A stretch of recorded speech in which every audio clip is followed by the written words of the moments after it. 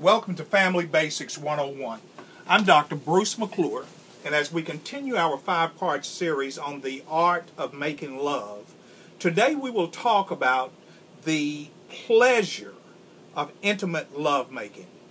When one thinks of pleasure in an intimate love relationship, often the first thought is the more commonly used term, erotic. Well, while the word eros means passion, sensual, and romance, it has really a much more endearing meaning of an emotional passion for another that cries out for a more lasting relationship that is really driven by a more spirit-to-spirit communication. In couple relationships, sometimes they allude to finding their soulmates, which basically is the profound pleasure of intimacy in healthy relationships. So when you look at the pleasure of intimate lovemaking, make sure you see it in a broader spectrum than just an erotic setting. Agape love is what keeps the individuals loving each other regardless of shortcomings. It's considered the unconditional positive regard of love. This is why God could command that individuals are to love their enemies while knowing that not everyone is concerned about being intimate or even close in a relationship with them. And yet when unconditional positive regard is in play, it helps the individuals not to lose focus of what love relationships are still to look like. And regardless of whether it's reciprocal, there is the continual existence of I will accept you, but I recognize that you do not really look out for what is best for me. Also, there's a term philo, or philo love. It's the attitude that regardless of acceptance or rejection, individuals see themselves as kinsmen. Now, with kinship comes the hope, which may or may not become a reality, that the individuals will become knitted together as a one unit. But nonetheless, there is at least the ideation that we are kinsmen, and maybe one of the two has the desire to maintain that kinship.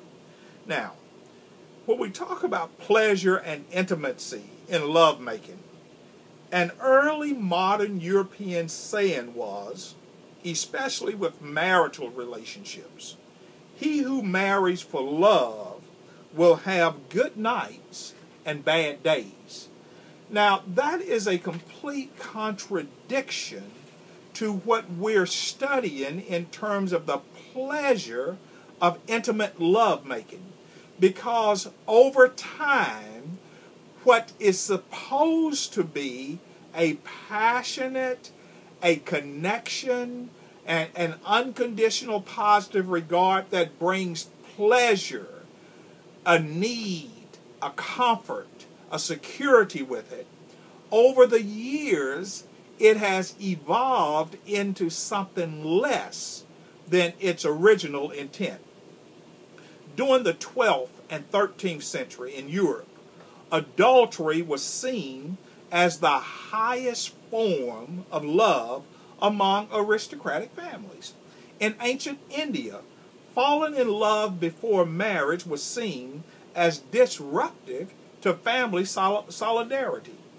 In the ancient Chinese language, the term love did not apply to traditionally to the feelings between a husband and his wife. The term love was reserved in that culture to describe a socially illicit, unapproved relationship. In France, during the 12th century, Andreas Capellanus, who was the chaplain for the Countess Maria of Troy, wrote in a treatise, The Principles of Love, And her first treatise on the principle of love was that marriage was not a good excuse for loving. But what she was referring to was that marriage wasn't a good excuse for not loving someone other than who you are married to. Listen at what she's saying. Principle number one of a healthy marriage. Marriage is not a good excuse for not loving. Well, what do you mean? But what I'm really saying is, marriage wasn't an excuse for not loving someone other than who you're married to. In other words, just because you are married, that's no excuse to seek pleasure, intimate pleasure, outside the relationship. Even in adultery. That's foreign to the original intent of pleasure and intimacy in loving relationships. In the book of John, chapter 15, verses 11 through 15, Jesus teaches the pleasure of intimate love. Contrary to what society has shaped it to be, contrary to what people are embracing, the text of John 15 teaches the following. These things have I spoken unto you, that my joy might remain in you, and that your joy might be full. This is my commandment, that you love one another, as I have loved you. Greater love has no man than this, that a man lay down his life for his friends. Now you are my friends, if you do whatsoever I command you. Henceforth I call you not servants, for the servant knoweth not what his Lord does. But I have called you friends, for all things that I have heard of my Father, I have made them known unto you.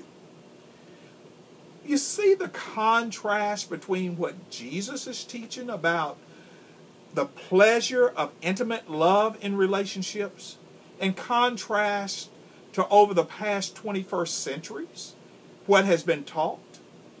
In cultures, in societies, where love has been separated from intimacy, where love has been separated from relationships other than illicit relationships, Jesus pulls love and friendship and unconditional positive regard into his God-centered relationships. These things I have spoken unto you in order to have joy, pleasure, and also that your joy might be filled. This is how you get it. Love one another as I have loved you. Not contentious love, not pretentious, but a genuine love. Seek that intimate relationship. Seek out that pleasure that can't be taken away, driven by circumstances. And it's the Lord himself who is advocating a love that the world is saying really waters down relationships. You are my friends if you love, if you embrace, if you seek the intimate relationships one with the other. This is what the Lord teaches.